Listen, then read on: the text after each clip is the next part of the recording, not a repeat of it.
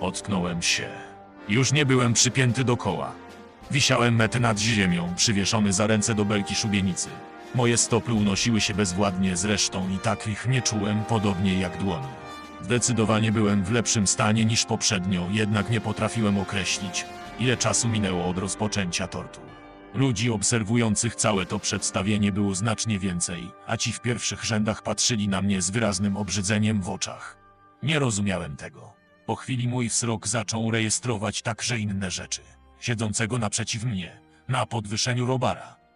Po jego prawej stronie stał Kobryn, a jego triumfalne spojrzenie natychmiast przywróciło mi pamięć. Odetchnąłem, rad, że pomimo braku języka nie czuję kłucia w piersi. Innosie, Adanosie, niech mnie w końcu zabiją. Ktoś się poruszył za moimi plecami i chwilę później stanął przede mną Karypto. Coś powiedział, wskazując ręką na dużą korbę stojącą przy mnie. Nie słyszałem jego głosu. Właśnie zdałem sobie sprawę ze wszystkiego, co się chwilę temu stało. To trzymał nóż. Mój język leżał w piachu nieopodal. Drwawy glut na złocistym piasku. Leono, dlaczego? Ta zdrada bolała najbardziej, gdybym mógł, zapewne bym płakał. Jednak nie potrafiłem wykonać żadnego ruchu, nie miałem władzy nad swoim ciałem. Nie miałem władzy nad swoimi myślami. Leono, moja miłości, moje życie, moja przyszła żono. Nic już nie czułem. Razem z moim językiem Leona wycięła mi serce i wszystko to, co czyniło mnie człowiekiem. Nie chciałem już nim być. Czas na kolejny etap. Zagrzmiał Karypto. Wyczułem w jego głosie, że jest zmęczony. To dla mnie dobry znak. Robar patrzył beznamiętnie, ale nie na mnie, a na Karypto, który wyraźnie delektował się swoją rolą i tym, że wszyscy na niego patrzą. Nigdzie nie widziałem Twardira i Leony. Do dzieła. Zawołał Karypto. Pojawił się kat z krótkim nożem. Sprawdził, czy korba dobrze się odwraca, po czym zbliżył się do mnie, a ja nagle zrozumiałem, co zamierza zrobić, jak bardzo chory plan miał Karypto. Jakim skurwysynem trzeba być, jak wielkim zwyrodnialcem, żeby zagnieździć sobie w głowie taki pomysł. Nie, błagam. Zabij mnie tym nożem tu i teraz. Kat rozciął mi podbrzusze. Ludzie przede mną chyba nagle zrozumieli, co się zaraz stanie, i wielu z nich odwróciło wzrok. Gdybym miał możliwość, krzyczałbym, ile sił w płucach.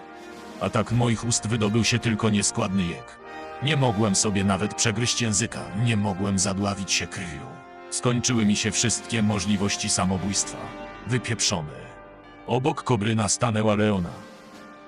Patrzyła na mnie z podniesioną głową. W tym momencie kat wsadził dłoń do mojego brzucha i zacisnął pięść na fragmencie jelita.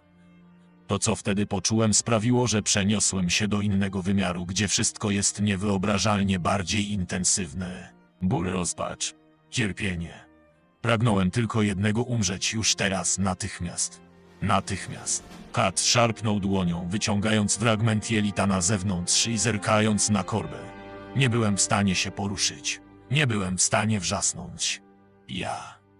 Nie. Wiłem się, szarpałem. Darłem w niebo głosy. Wyrywałem sobie włosy, szarpałem żyły zębami, rozbijałem głowę o kamień, byle tylko umrzeć, iść w cholerę z tego pierdolonego świata, nie czuć nic. Tylko w swojej głowie. Odczucia były jak najbardziej realne, a ja nie mogłem nic zrobić, prócz modlitwy o śmierć. Dość. Zagrzmiał potężny głos. Kat zatrzymał rękę, ale nie puścił moich wnętrzności. Wszyscy odwrócili się w stronę podwyższenia, gdzie stał król, promieniując autorytetem, jakiego dawno u niego nie widziałem. Zasłużył na cierpienia i surową karę bez dwóch zdań. Zaczął władca, a każdy wokół niemal spijał słowa z jego ust. Ale nie godzi się, by Myrtańczyk kończył w taki sposób. Są tu kobiety i dzieci, a ty, Karypto, nie uzgodniłeś tej części ze mną. Panie, Odezwał się niepewnie Karypto. to morderca twojej żony. Wasza wysokość sam nie złagodził kary. Rzekłem, zdejmij go i ulecz w miarę możliwości. Nie wierzyłem w to. Nic do mnie nie docierało. Byłem przekonany, że zaraz zapowiedzą nową, jeszcze bardziej wymyślną formę tortur. Nie miałem sił, żeby krzyczeć. Nie miałem sił, żeby płakać. Nie mogłem umrzeć. Generale Lee, twój wyrok zostanie złagodzony. Oznajmił król, mówiąc raczej do tłumu niż do mnie. Za przykładną służbę przez wiele lat, za zasługi na rzecz Królestwa Myrtany zdecydowałem, że nie umrzesz dzisiaj. Będziesz miał czas na pokutę za śmierć mojej żony. Niniejszym tu i teraz skazuję cię na zesłanie do kolonii karnej w Górniczej Dolinie. A teraz zabierzcie go stąd. Niech płynie pierwszym transportem. Nie chcę go więcej widzieć na oczy. Ostatkiem świadomości zobaczyłem zawiedzioną minę Karypto i Kobryna, a także obserwującą mnie beznamiętnie Leonę. Król oddalił się w towarzystwie swojej gwardii. Nim straciłem przytomność, dotarło do mnie, że złagodzenie wyroku było tylko pozorne. Nie zostałem skazany na śmierć. Zostałem skazany na piekło.